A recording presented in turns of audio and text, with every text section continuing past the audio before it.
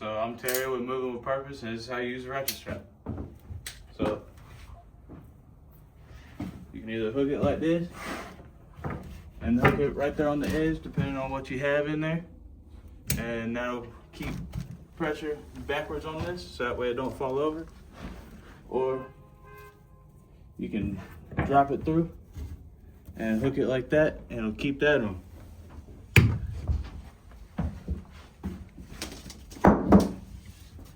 Do the same thing with the other side.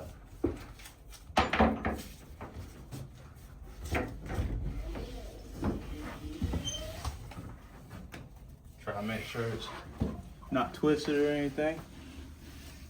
And then always put it through the back, and then back through the same side, over and under. Pull it tight, and you can ratchet. Make sure it's always got at least one full rotation, so that way it can't slip. And there you go.